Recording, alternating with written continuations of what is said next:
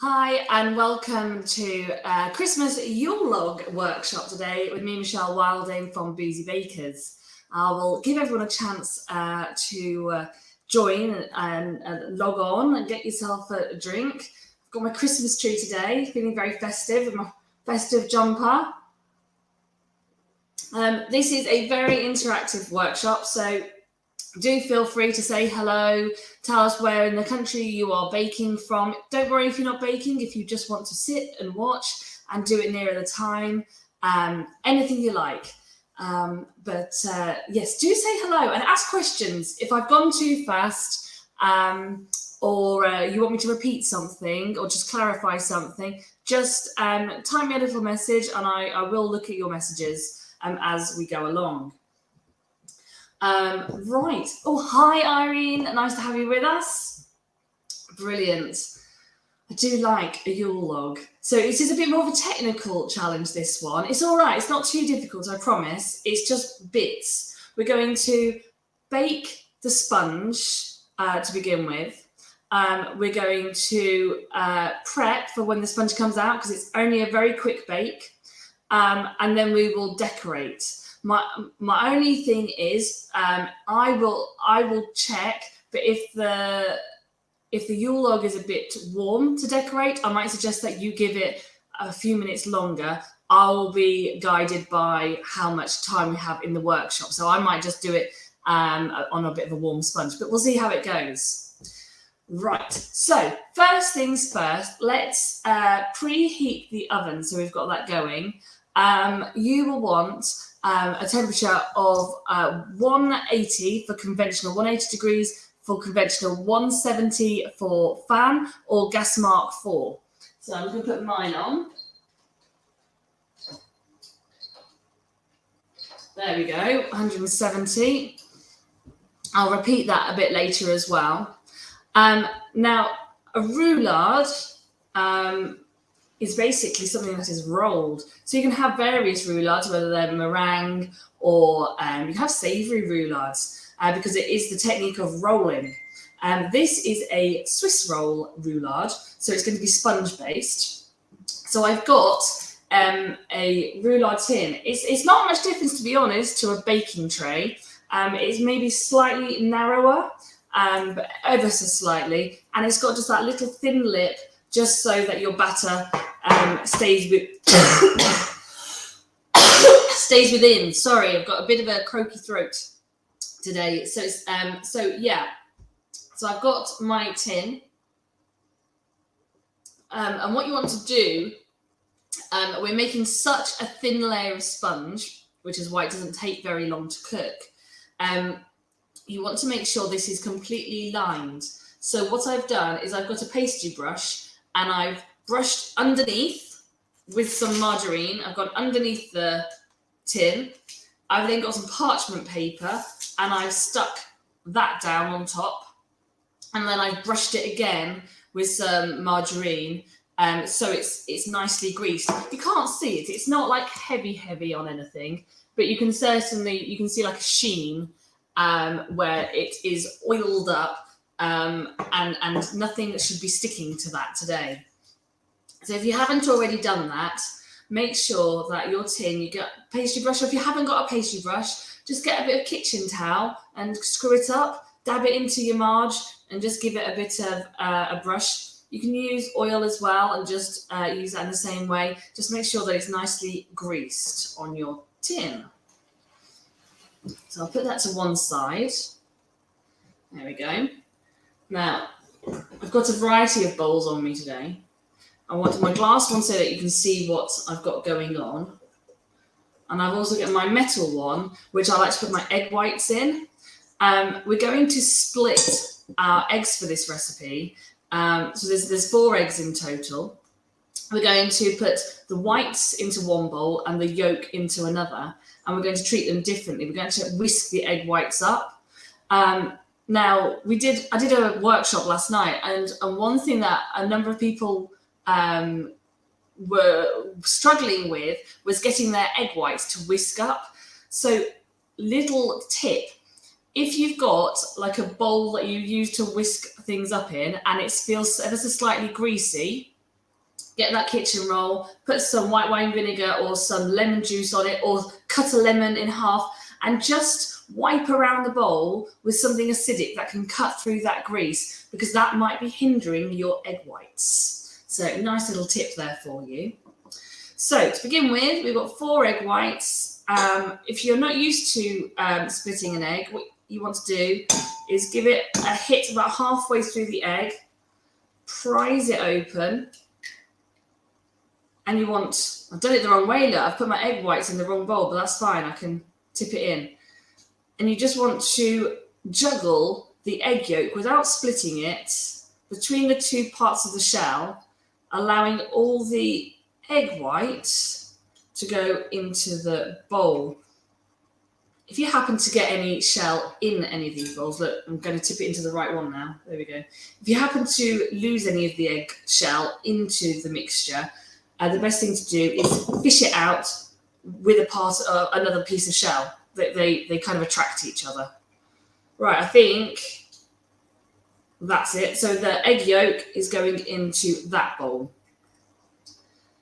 Now, if you want to play extra safe, do all this with a couple of mugs in front of you so that you don't end up having more than 1 egg white in the mug at a time, and then just keep decanting into the right bowls.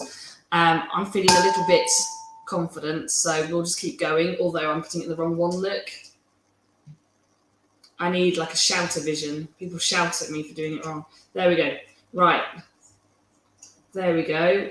I've got a little bit of shell actually went in that, so I will be using that technique I talked about just to fish that out.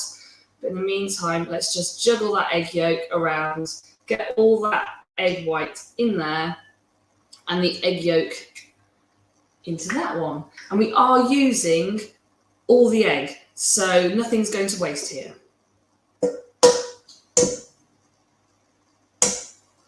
There we go. I managed to split this egg the other way around. There we go. This is probably your messiest bit, probably. So just keep separating them. There we go. Yolk in that one. This is only 4 eggs. You can manage this. And last. It's weird, this bowl, when you crack them, they go the other way, they crack the other direction. It's odd. There. So just get that egg white in. I will give you other suggestions for this as well, if you want to have a bit of a play around with your Yule Log with flavours. But there we go. There's the egg whites in. And I do have a tiny bit of shell, so I will just fish that out. There we go. Allowing the egg white in. There we go. Right. That's my messy bits. Let me just wipe my hands because they do feel a little sticky now. So I'm going to put my egg whites just to one side, just for a moment. We'll come back to those. They're not forgotten. Now, to the egg yolk, I'm going to add 65 grams of soft brown sugar. And if you want to, you can add a bit of vanilla. It's not a compulsory thing, but if you want to add a bit of flavour, you can add a tiny bit of vanilla. There we go. And then you want to just give that a bit of a whisk up. You can either use a fork or a whisk, whichever you prefer, and just combine that. Now I use brown sugar because it provides a next level of moistness to a cake rather than caster sugar, which is better at binding. And we want our Swiss roll to be soft. It's very easy because it's a thin bake. And it's quite easy for it to become rubbery. So we want things to be nice and soft and moist and airy. So we want to get as much air into everything as possible. So that is just the yolk and the brown sugar there, whisked up. Right, that's my oven telling me it's up to temperature. Now, I'm going to leave that to one side for a minute. I said that it's a little bit more technical, but not too bad, I promise. Now in this bowl, this is going to be my dry ingredients. So, you know what? I might actually be able to do it in this little one instead and save myself a bit of washing up. So in here, I've got 65 grams of plain flour. And then I'm going to add to that 40 grams of cocoa. Now, if you didn't want to do a chocolate Yule log and you thought, no, it's not for me, you can replace the cocoa with 40 grams of plain flour instead. It doesn't matter. Or if you want to make a Swiss roll another time and you want it to just be a classic without the chocolate, you can just replace the cocoa with more flour. So that's 65 grams of plain flour and 40 grams of cocoa, and then a teaspoon of baking powder. There we go. Now, what we want to do is combine the wet and the dry together. And then I'm not going to stir anything yet. The other ingredients that I haven't added yet is, or without tipping it, the melted butter. This isn't hot, you can see I'm holding it. It's just melted. So if you haven't already melted your butter, you're also going to require 65 grams of melted butter. So if you've got a microwave, zap it in the microwave for a few seconds, but melted, yes, but you don't want it too hot because you're going to be putting it into the eggs. Right, so just to recap, because there's a lot of bowl going on, I've got egg whites, I've got the yolk and the brown sugar in this one, and I've got the flour and the cocoa and the baking powder in this one. And on the very end, I've got my melted butter. So before I put anything back together, oh look, we've got Beverly. Hello, Beverly. I'm just going to scroll down my page, just making sure I'm not missing anyone. Nice to have you with us. So all these bowls, we're going to start combining in a minute. What I'm going to do is whisk up the egg whites. That way, everything is ready. It's kind of fit for purpose. Oh, and hi, Karen, as well. So the 4 egg whites, I am going to whisk up with an electric whisk. I really wouldn't try a hand whisk. You'll be there forever.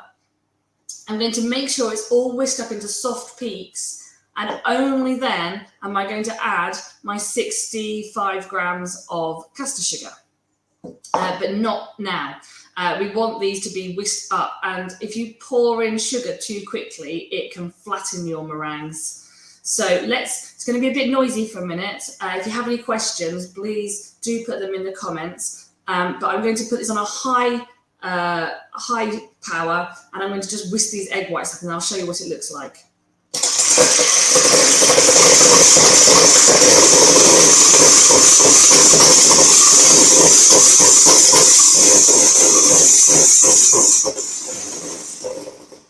So if you're new to making meringue, the first thing that will happen with egg whites is it goes foamy, like really bubbly and foamy.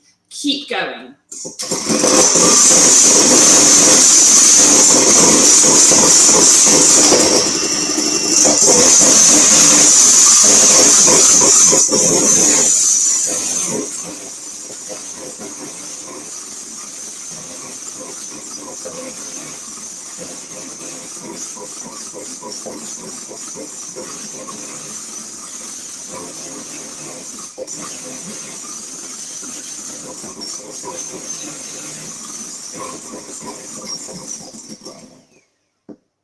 Right, that is, oh, let me just, I'm so bad with my sense of direction. There we go. It's got to be the opposite, hasn't it, for you guys? There we go. So it's soft peaks. It's just fluffy. It's holding its shape. It's not going anywhere, but it's pretty soft. I'll show you the bowl as well.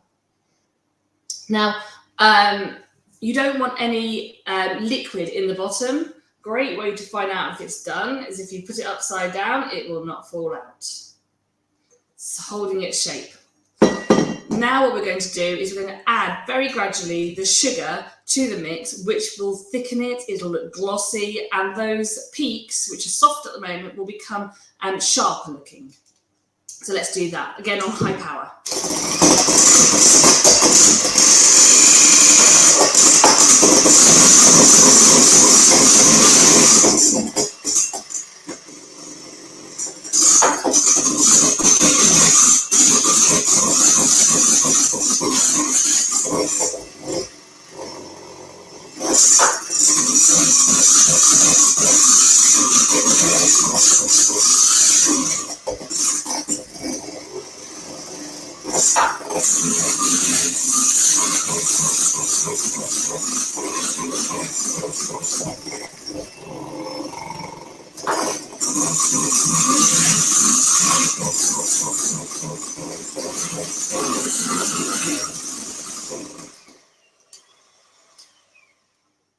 There we go, and I've actually managed to not get it over me today. So that is the meringue whisked up. If I just see if I can get it to... Can you see the peaks look a little sharper now? It's less kind of cloudy looking, and it's a bit sharper on top. There we go. Let me just put this back in.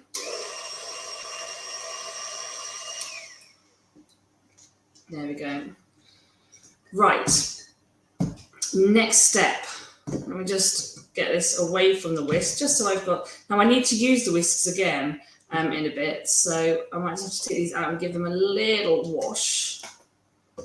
Bear with me.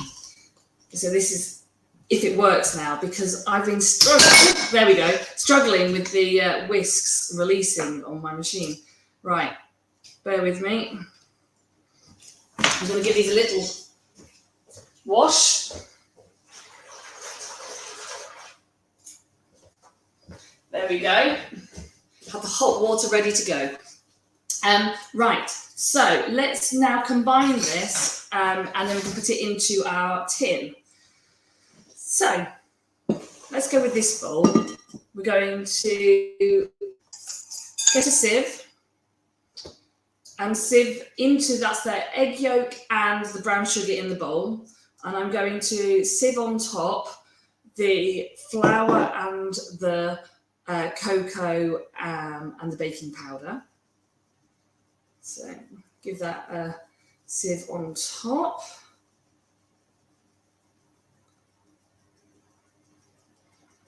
Got a lot of cocoa powder sitting on that. Bear with me. Just get that pushed through the sieve. There we go. So we can give that a bit of a stir together. I might as well take my fork out now as well. That's not so needed. So give that a stir together just with a spoon or a spatula. I've only stirred it a little bit, but to that, as you're combining it, just add your melted butter. So that's 65 grams of melted butter. I'm just going to put that into the mix.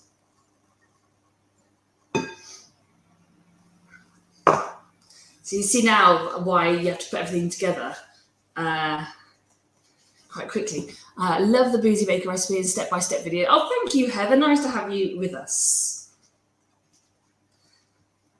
So there we go. So that, it looks such a small amount of mixture. I've got quite a large bowl for a little mixture.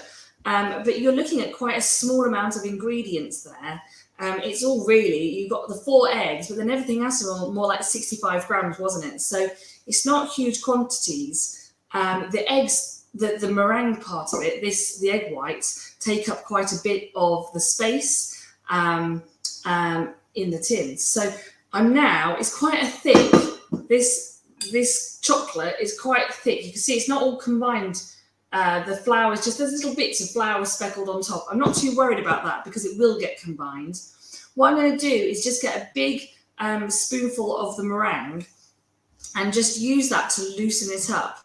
I want to keep as much air in this as possible.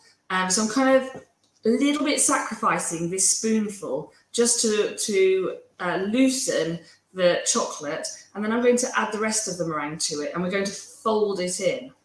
And if you're new to baking, folding is basically a way of trying to keep the air in. So you're kind of getting your spatula from underneath and folding over the top. So you're kind of trapping air into the mixture. So that's very thick chocolatey-ness there. So I'm going to get on my meringue, and I'm going to add it to the bowl. For anyone that hasn't preheated their oven who is baking, you want it at 180 for conventional, 170 for fan or gas mark 4. So I'm now just going to fold this in gradually. It's so messy to begin with, and you think, oh, well, I've not got this right. Just bear with it, and you kind of need to find the chocolate mixture, to be honest. That's a good way of folding it, is you need to find that chocolate mixture and fold it over the top. And I'm rotating the bowl with my hand slightly, just so I'm really evenly just folding it. And you'll gradually start to see it become a bit more of a chocolatey batter. So of course you don't have to bake this right now. You might like to do this on Christmas Eve or something like that. But hopefully you'll see all the hints and tips, and you'll know how long it takes to do, and what you can do in advance and what you need to wait until last minute. There we go. So you can see it's starting to really come together now. There we go. I'm quite happy with that. I don't mind a few little bits of the meringue showing. So if you've got little bits of white, like in that, I'm not too worried about that. So what we do now, clear the way. So come back to our roulade tin, and I want to pour that, or spoon it out into the roulade tin. So I decapitated myself on camera for a second, just so I can get a bit of height. I'm just going to scrape this out.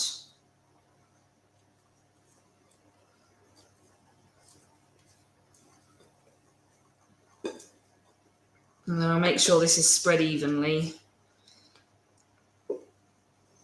Which feels a very cack-handed way of doing this.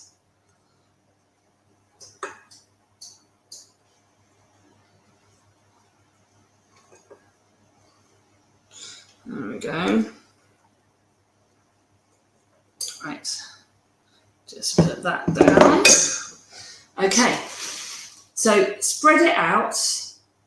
It is really thin. There's not a lot to it. It's a delicate little dessert. Just take it to the corners. And then we're going to bake this for 10 minutes. And I'm not going anywhere because we've got other things to do and other things to show you for this. So just get this in. Try and keep it as even as you can. I'm just going to use my finger just to scrape down the spatula. There we go. There. So I'll just show that to you. So that's my roulade tray, which was greased underneath and on top of the parchment with my batter on top. And I'm going to bake that now for 10 minutes. And then I can show you what it looks like.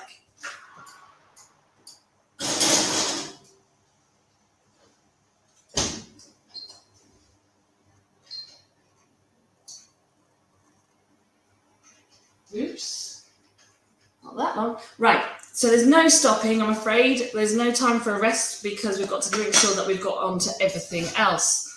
Now, that doesn't take very long to cook.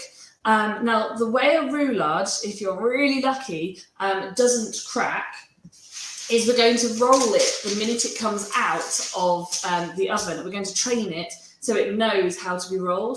If you take it out of the oven and you put it on the side and you leave it flat and then you try and roll it, every time you curve the sponge, it's going to crack on you. So it'll look rustic, you can still eat it, it'll be nice, but if you want it to have a curve, then we need to teach the sponge how to cool curved. And we can unravel it again to fill it, but we need to train it. It's like muscle memory. So I've got a slightly bigger piece of parchment paper, and on that I want to sprinkle some cocoa powder. When this is ready, I'm going to, fingers crossed, pop it onto the parchment paper, and then I will roll it up. And you get to witness all of that. Get your popcorn ready. Hopefully it will all go to plan. So let me get a sieve and just a little bit, you don't need much, just a little bit of cocoa powder. If you were to do this and you didn't want to make a chocolate version, just use a bit of icing sugar for this part. There we go. So a little sprinkle.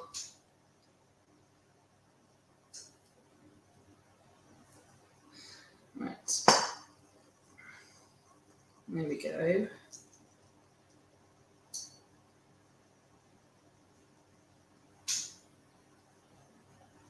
There we go. Now, other parts to this, it's all about the preparation. You are going to want, your parchment paper and your cocoa to be ready. And then, whilst it's cooling, we can make a filling for inside your Swiss roll, and then you want a ganache to go on the outside to make it into your Yule Log. Do apologise for any coughing. So I have to admit, I think, guys, and I'm really sorry, I may have accidentally forgotten to add the cream as a filling. I've said it as a ganache, so hopefully you've got more cream if you're baking this now. If you don't, you can just roll this up and leave it to cool and come back to it if you need to get any cream.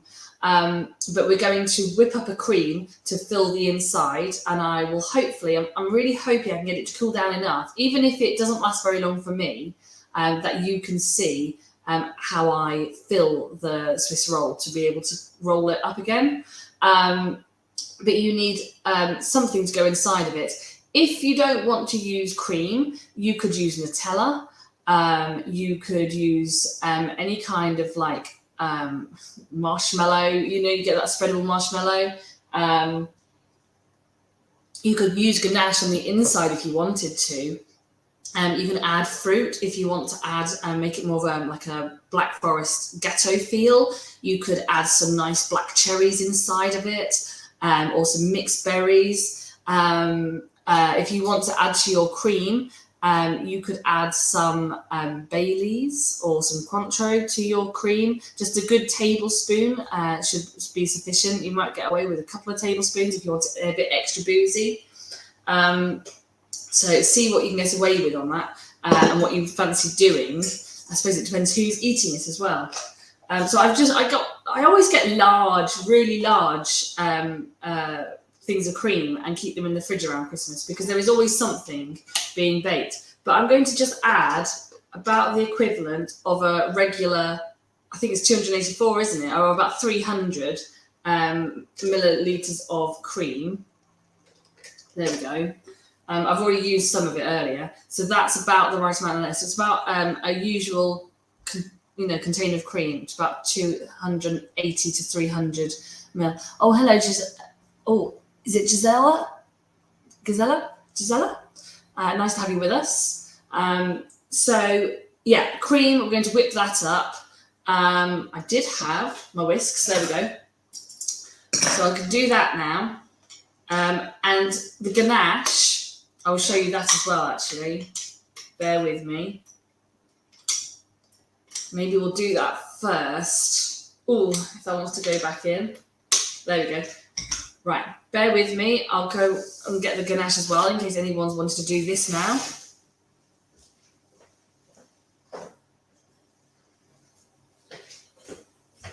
So as we've been discussing the filling, you're also going, if you want to make a Yule log, you tend to cover it in a chocolate. So rather than just doing melted chocolate, which will look nice, and then you pour it on the top and it will look great, but then when it sets, there's nothing to soften it, so it will crack. So what you want to do is make a nice ganache, and then you can spread it on, you can add texture to it if you want it to look like a log. And the way we do that is to get cream and chocolate together. So what I've got is in my little pot, well, it's a very old pan actually. In my little pan here, I've got some water, and I've filled it up to about a third, halfway. And then on top of that, I've got a Pyrex dish, which is heat-proof dish, and I've got 125 ml of double cream in that. And that's just going to sit on top, so it's not touching the water, but it just means that I can put this pan on the heat, and it's going to warm my cream up without my cream risking burning. So you want to warm that up, and then we're going to melt some chocolate into it. Now I use these Calibut bits of chocolate. This is milk chocolate. You can just get a bar of chocolate, just cut it up a bit, just give it a chance to melt into it. And it's again 125 ml of chocolate. So I'm going to go and put this on over a heat just to warm that through, and then I can come back to that with you. So just to recap, we've got the bowl of double cream, which I want to use to fill the Swiss roll. And then I've got 125 ml of double cream in this heat-proof dish over a pan, so it's a bain-marie. I'm going to heat that up and add 125 grams of milk chocolate to it to create a ganache to go over the whole rolled up log. So let me go and put this on.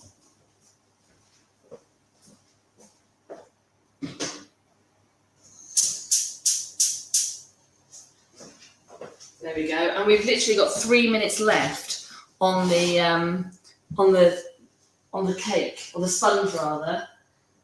It's looking good. It's looking good. I just hope that I can turn it and it works. It's live, guys, so we'll see how I do.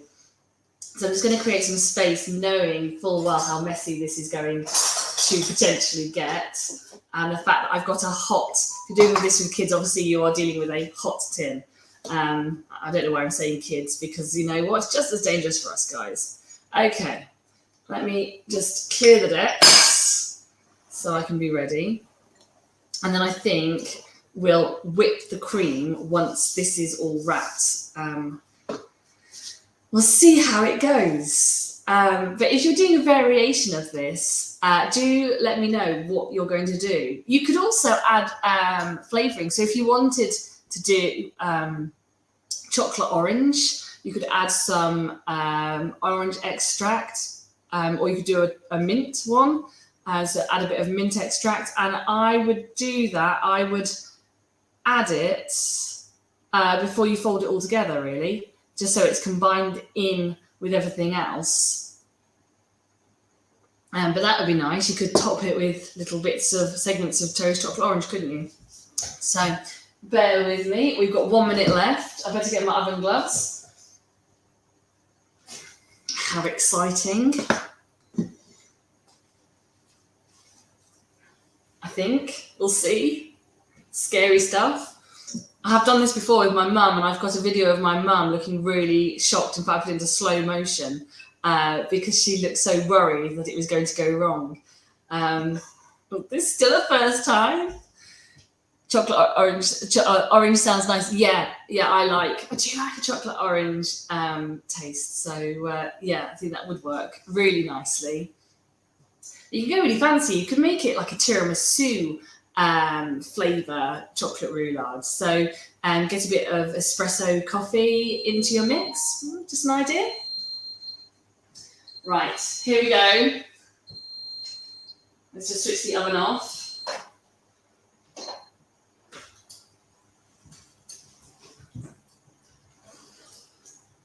Steamed up my glasses. It's always a good start. There we go. So if I show you, you've got, it looks a little bit like the surface of the moon in a way. It's got like cratery bits in it, but it's all fine. But it is hot. So I'm going to try and turn myself sideways on. Hang on. Not really help myself with having a big thing of cream to the side. So let's just move that over a bit. Right. And then 1, 2, 3, tip. There we go. Get rid of the hot tray. Right, see, we've survived it. It's all good. So I'm going to pull that back. I'm going to angle this down a bit so you can see. So that is a hot sponge there. And I'm just now going to peel back this parchment that it was sitting on, all the steam coming off of it. There we go. And whilst there is some chocolate sponge on that, it's not stuck, which is exactly what we wanted. Nothing has stuck. Right, so now we need to train it. So what I'm going to do is I'm going to keep it on the paper and I'm going to roll it, do a tight first roll. Remember, it is hot. Keep it on the edges maybe when you're not going to burn yourself, and roll it like so in the paper. So the paper's between all the different layers, if you can see that. See, the paper's in between. And you want to try and roll it and keep it rolled like that just to cool off. Now this is really warm, so I will do the extra bits and give it as much time to cool as possible. I'm also going to put it onto a tray just so that it's got some air going underneath it, just to try and cool it down a bit faster.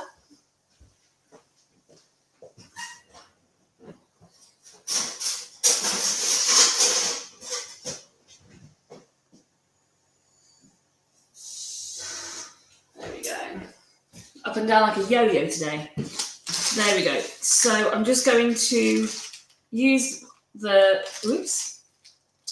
ends. It's actually gone on a slightly bit wonky, so I've got loads of area over this side and less over that.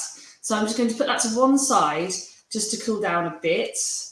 Obviously, if it was flat, it would cool down in no time, but when it's rolled up, it contains the heat for longer. So we're going to whisk up the cream. So this was like a tub of cream. And I'm going to put it on a high whisk.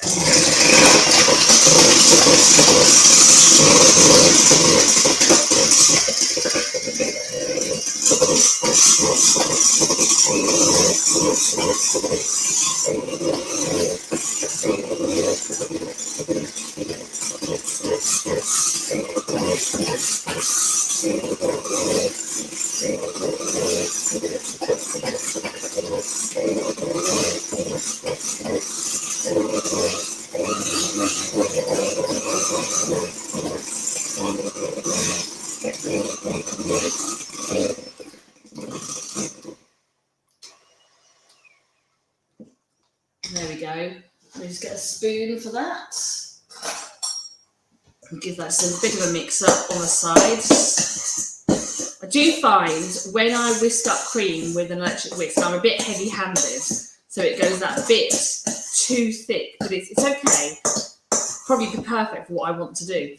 But there we go. I've whisked that up. So just be careful not to over-whisk it like I do. There we go. And then I'm going to get that cream back and we'll see how it looks. So see if we melt into the chocolate.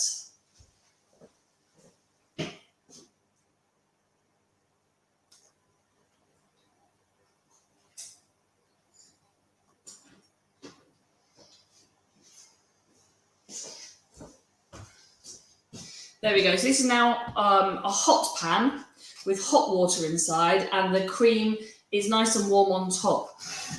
If I take the bowl off, I don't think it's hot enough by itself to melt the chocolate in.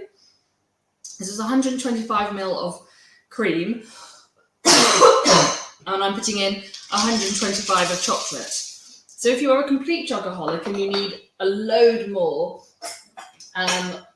chocolate onto your Yule Log, just add more, but even of both. So I'm just going to stir that in. It's quite important to get the cream hot or warm and then add the chocolate, and not the other way around. Chocolate will seize if you put cold liquid into it, or stands a good chance of seizing. So always do it the other way around, and add the chocolate into the warm mixture. So that's looking good. I'm going to take that off now because it is melting. I'm going to put that onto my oven glove. Because I don't want this to be too hot if I'm going to use it to decorate with. There we go.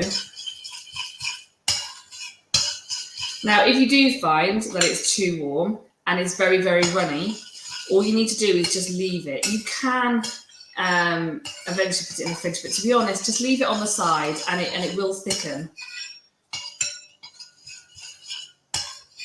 There we go. So that's nicely mixed up now. You can see it's that lovely chocolate. It smells amazing. So that shouldn't need too long to cool to be able to use it. Now this is really warm still, guys, but it has had some time to be rolled. So I've got a really pretty platter that I was going to put it on. I think I'm going to have to roll it first and then put it on. I don't think it's going to fit otherwise. So let's get rid of my tray for a second. I've got mounting things up right around the side of me. I'm just going to bring this down a bit. So, whoops, other way. There we go. So you can see. So I'm going to unroll it. I said you will want, if you're doing this live with me, or if you're doing it in the future, you really do need to let this cool for quite a lot more. Never made one before, but you're making it look able for me, so I'm going to have a try. Please do, really, please do. You'll be so proud of yourselves. So this is too warm to add cream. It just is. But I don't want you to have to wait around twiddling your thumbs to see how to do it. So you're going to leave yours rolled up for a lot longer than I am and let it cool down. But you can see already that it's got a curve here. It likes being rolled. So this is going to look like a bit of a hot mess towards the end, I would imagine. So you're going to have to excuse me on that bit. But I will show you what I would do. Right, spread it out. If it's easier, have it slightly thinner, the cream, or just dot it about so you're not having to drag it across the sponge. You don't need to fill that first bit too much. Don't feel you have to go all the way up to the edge there. Yeah, because I can already feel it's melting, so this is going to have to be quick work, isn't it? But it will show you how to do it when it's colder.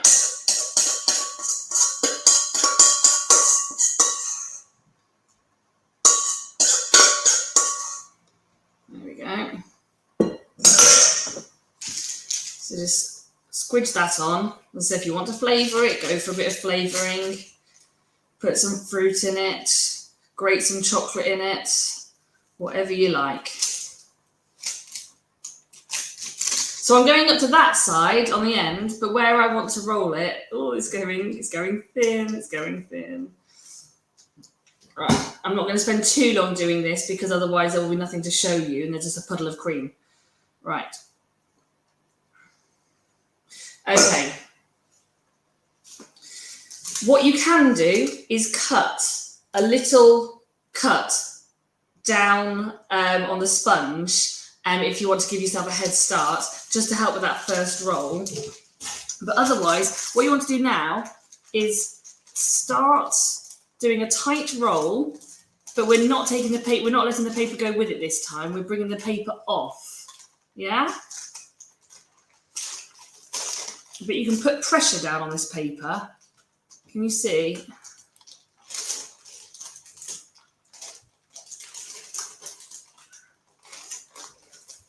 There we go. And then, with my very dirty cocoa-y hands,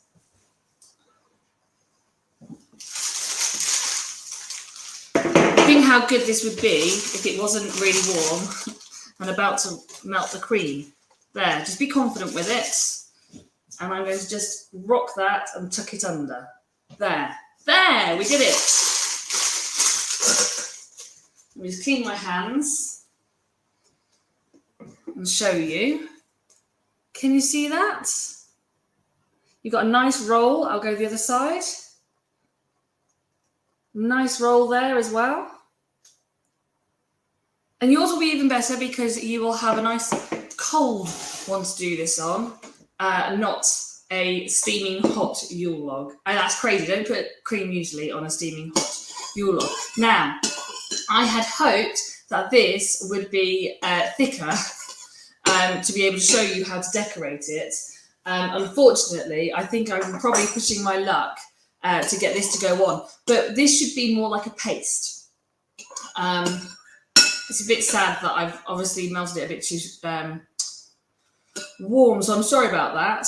But if I show you, all you need to do when it's a paste is just, I mean, it's not going to show you on this because it's just too thin at the moment. But I wonder if I can use something else. I don't think I've got anything, guys. Oh, hang on.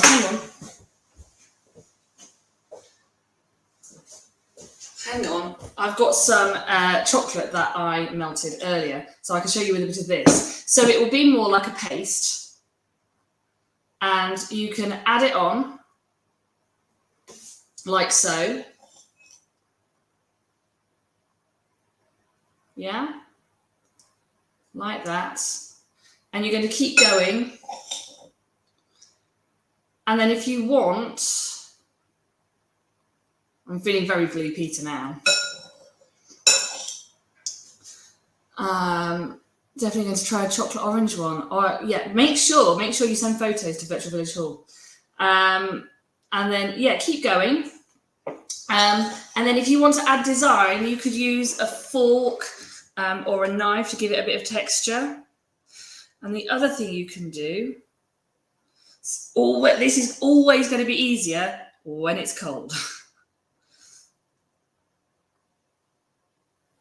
So you can go all the way around, and then on the top, if you want to, just do some like squiggly lines, like that. Can you see that? Just to give it a look of bark. I'm going to go around a bit more here. Don't worry if it goes onto your platter or your plate or whatever you've put it onto, because you can just get a cloth and just give that a bit of a wipe up. Nothing ever happened then, did it? There we go. I'm amazed that the cream is actually still in this and it doesn't look like it's completely melting out the sides. Still really wouldn't advise doing it on a warm Yule log. Right, so you can get a lot better than my presentation on this. But you can see there that I've started to make a start. And then, to finish it off, get yourself a little bit of icing sugar and a sieve, and just very gently make it snow over the top. I tend to make it look like a blizzard because I'm a bit heavy-handed. There you go. Again, I would do this when everything's dry, otherwise it might just absorb into the chocolate.